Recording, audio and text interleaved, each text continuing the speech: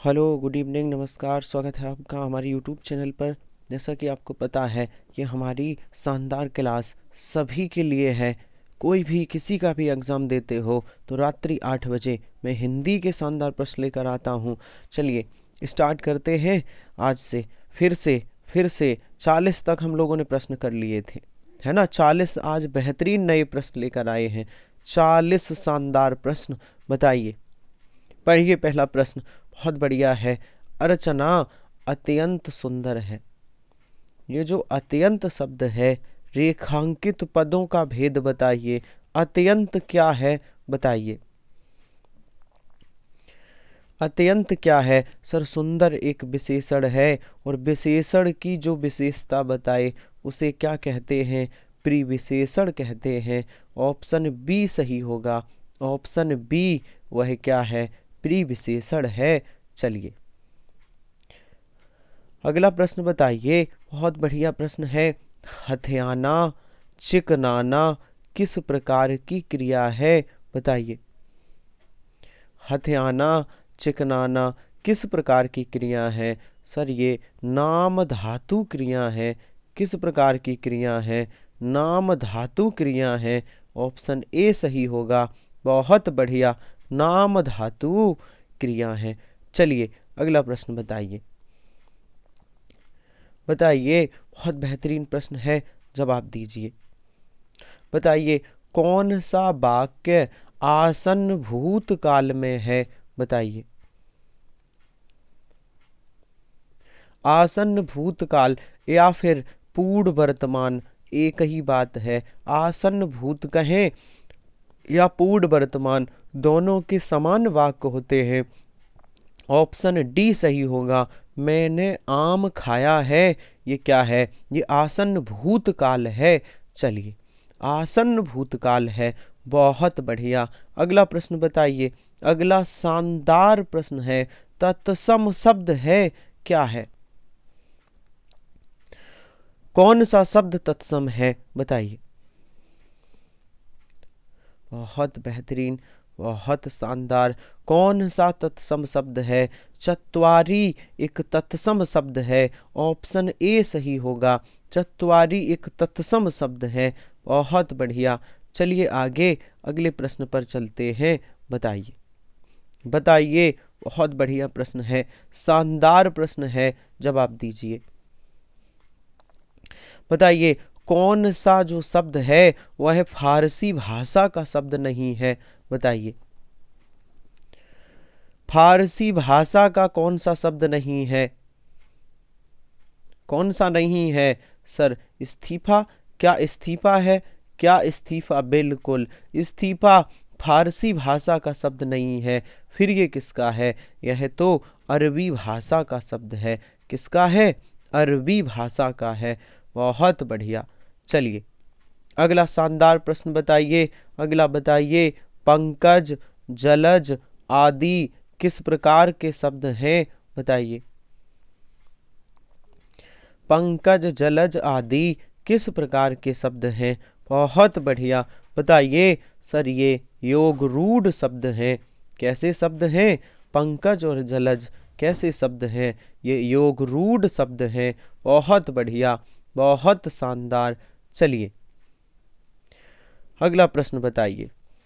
अगला प्रश्न बताइए। समास के पदों को अलग करने को क्या कहा जाता है? जो समास के पद हैं, यदि उन्हें अलग कर दिया जाए तो क्या कहलाता है? समास विग्रह कहलाता है। ऑप्शन सी सही होगा। समास विग्रह।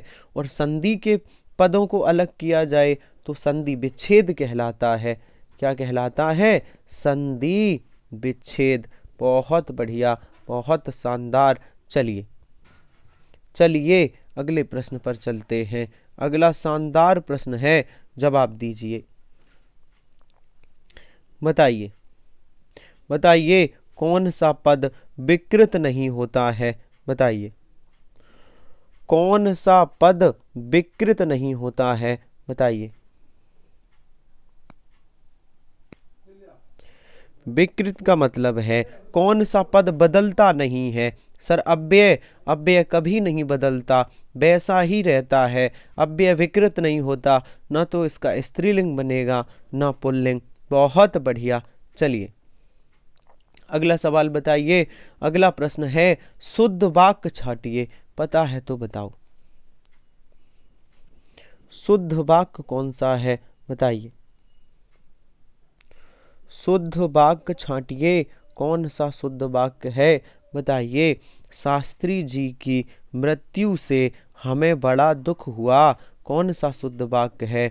ऑप्शन डी सही है। शास्त्री जी की मृत्यु से हमें बड़ा दुख हुआ, ऑप्शन डी सही है, ये शुद्ध है, बाकी ये गलत है, बाकी ये तीनों गलत हैं।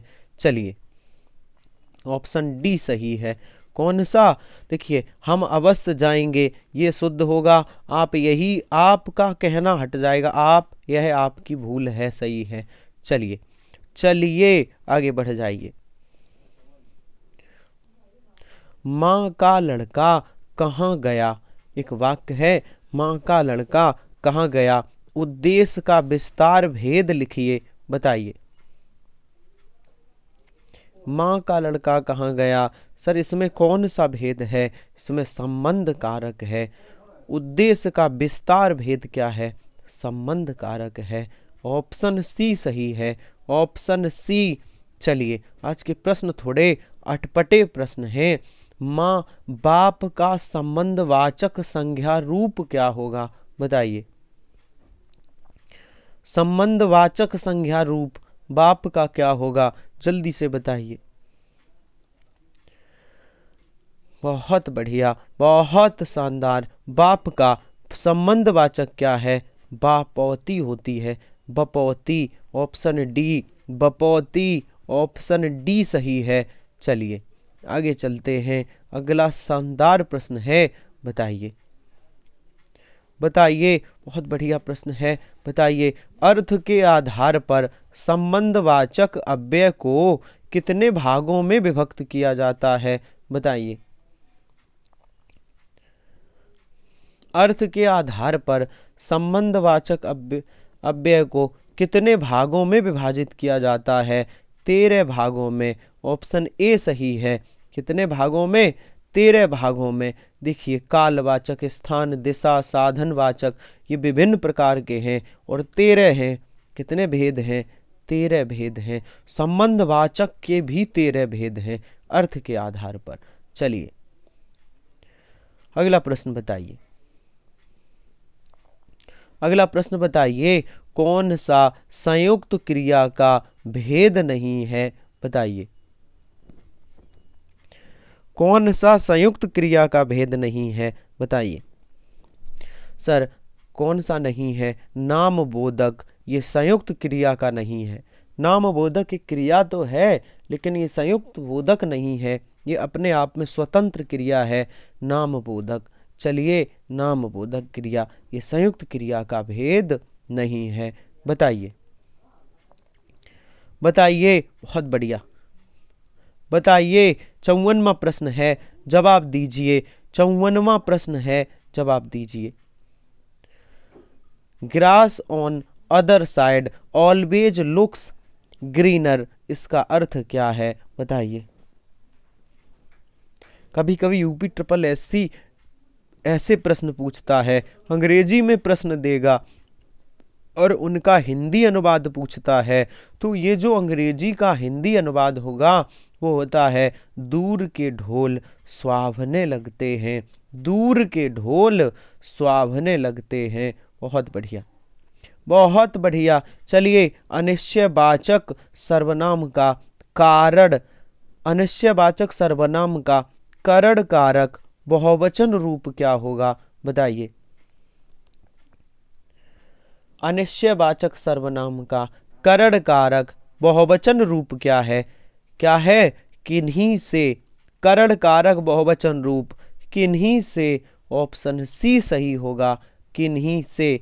चलिए अगला प्रश्न बताइए, कौन सा सर्वनाम का भेद नहीं है, बताइए। जो सर्वनाम का भेद ना हो वो बताइए, कौन सा भेद नहीं है? सर गुणवाचक भेद नहीं है।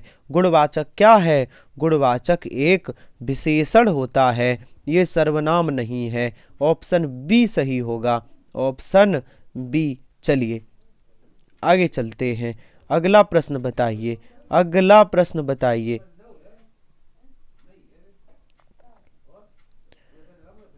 बताइए पद परिचय को क्या नहीं कहा जाता है? बताइए जो पद परिचय होता है उसे क्या नहीं कहा जाता है? उसे पद संगठन नहीं कहा जाता। ऑप्शन ए, उसे क्या नहीं कहा जाता?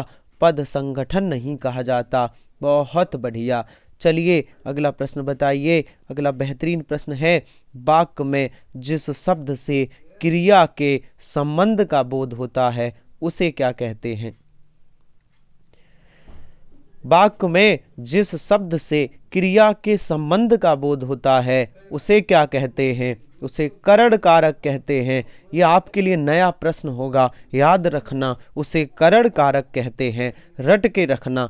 चलिए अगला प्रश्न बताइए। सी आंसर सही होगा। चलिए ये यूपी ट्रिपल एससी पूछता है ऐसे प्रश्न, है ना। जितने यूपी ट्रिपल एससी के पेपर होते हैं हिंदी में ऐसे प्रश्न पूछ लेता है। अंग्रेजी में सेंटेंस होगा, उसमें उसका हिंदी अनुवाद करना है। बताइए बताइए hiring of accommodation on proposed, proposed लिखा है, प्रपोज्ड टर्म नॉट अप्रूव्ड, इसका हिंदी अनुवाद क्या होगा? इसका हिंदी अनुवाद क्या है? प्रस्तावित सत्ता एक्स पर स्थान किराए पर लेने का अनुमोदन नहीं मिला, अनुमोदन नहीं मिला। ऑप्शन बी सही होगा। ऐसे प्रश्न कभी कभी यूपी ट्रिपल एससी पूछता है ना। Option B. एक और देखिए, एक और इंग्लिश का है। चलिए बताइए Gopal out to be, Gopal out to be ashamed of himself for such conduct, इसका हिंदी अनुवाद क्या है? इसका हिंदी अनुवाद क्या है? गोपाल को अपने आचरण पर स्वयं लज्जित होना चाहिए, स्वयं लज्जित होना चाहिए। तो ऐसे प्रश्न के लिए टेंशन नहीं लेना, कभी कभी यूपी ट्रिपल एससी में आता है एक आध, है ना। यहाँ ज़्यादा दिए गए हैं तो आप अनुवाद कर लो। चलो एक और प्रश्न है, एक और है, उनके द्वारा अपना काम अब तक समाप्त नहीं किया गया, इसे अंग्रेजी में अनुवाद करना है।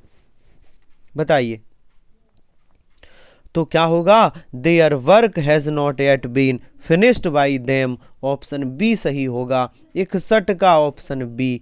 चलिए 61 का ऑप्शन बी सही है। बताइए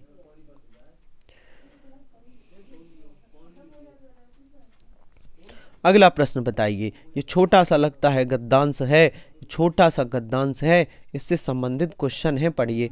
अनुशासन जीवन की प्रत्येक स्थिति में आवश्यक है। अनुशासन सैनिक जीवन की आत्मा है। परिवार में सद्भाव बनाए रखने के लिए इसकी आवश्यकता, पहले समाज और राष्ट्र में शांति और सद्भावपूर्ण संबंध बनाए रखने के लिए इसकी आवश्यकता भी है। ईश्वर की सृष्टि में यदि अनुशासन नहीं है तो अराजकता फैल जाएगी और यह विश्व तुरंत अस्त व्यस्त हो जाएगा। इससे संबंधित प्रश्न है, छोटा सा गद्यांश था। क्या प्रश्न है? अनुशासन क्यों आवश्यक है? बताइए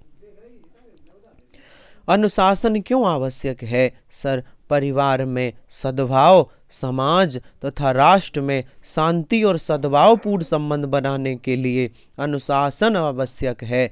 ऑप्शन बी सही है। चलिए बताइए अनुशासन किसकी आत्मा है? बताइए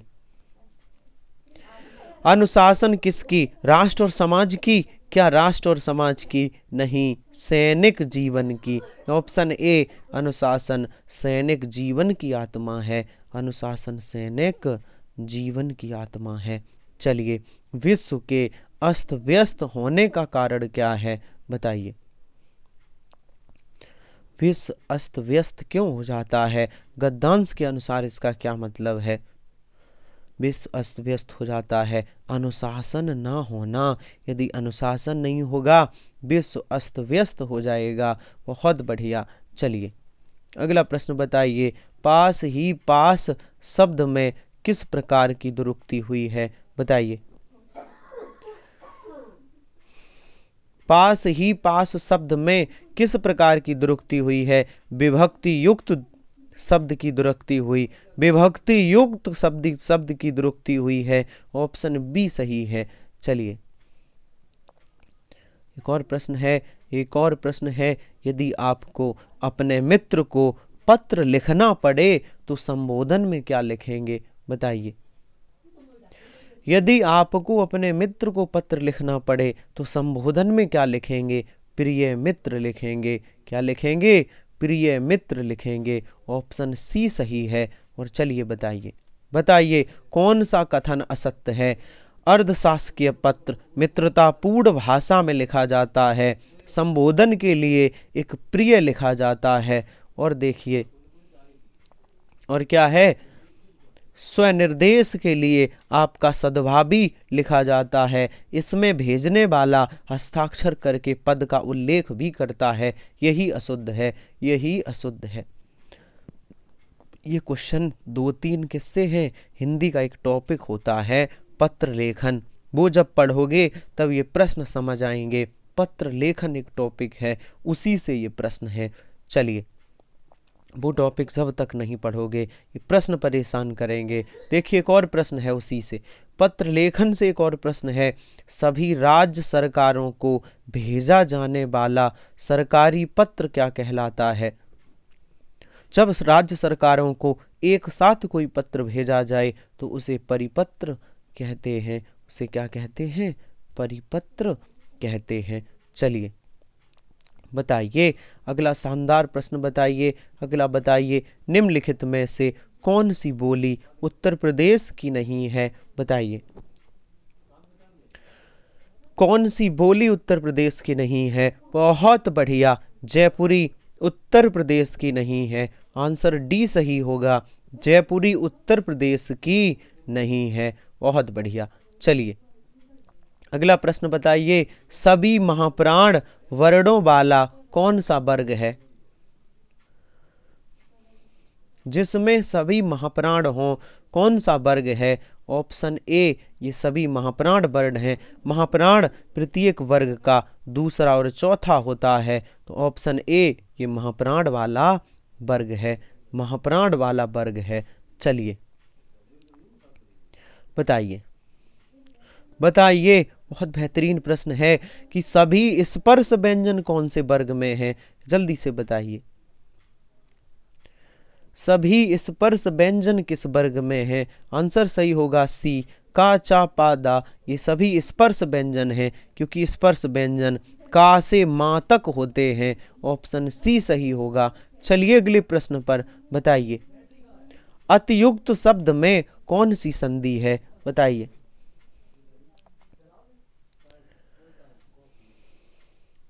अतियुक्त शब्द में कौन सी संधि है, यड़ संधि है। ऑप्शन सी, अतियुक्त शब्द में कौन सी संधि है, यड़ संधि होगी। चलिए अगला प्रश्न बताइए, बोलोचित शब्द में संधि विच्छेद क्या होगा।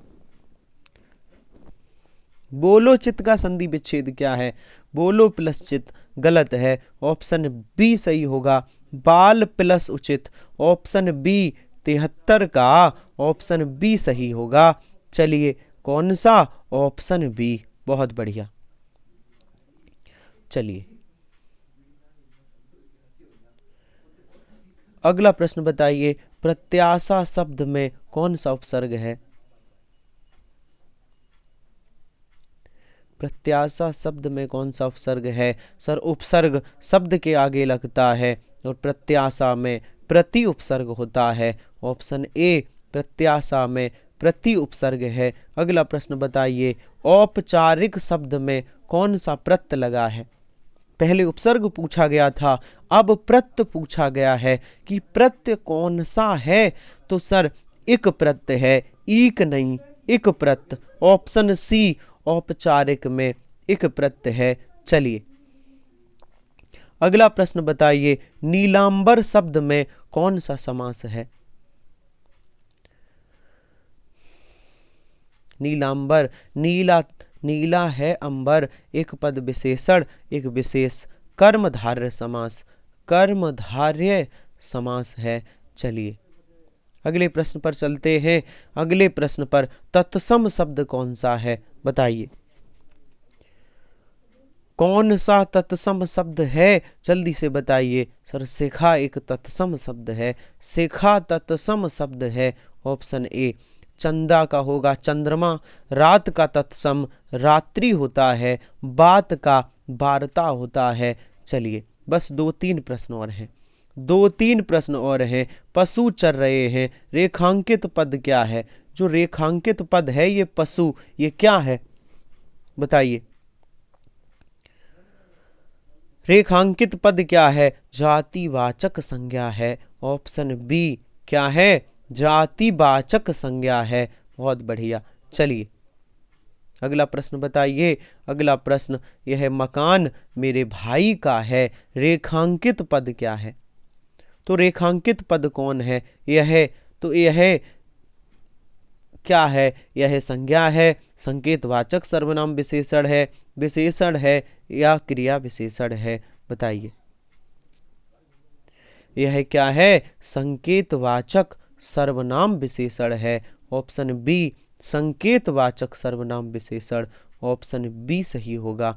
और आज का आखिरी प्रश्न है, आज का आखिरी प्रश्न है, बताइए बताइए। हम ताजमहल देखने जाएंगे, रेखांकित पद क्या है? तो रेखांकित कौन सा है? हम। तो हम क्या है बताइए।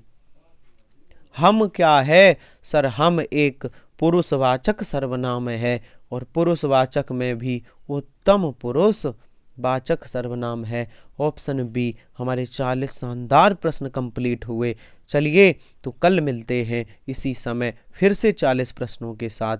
तब तक के लिए धन्यवाद।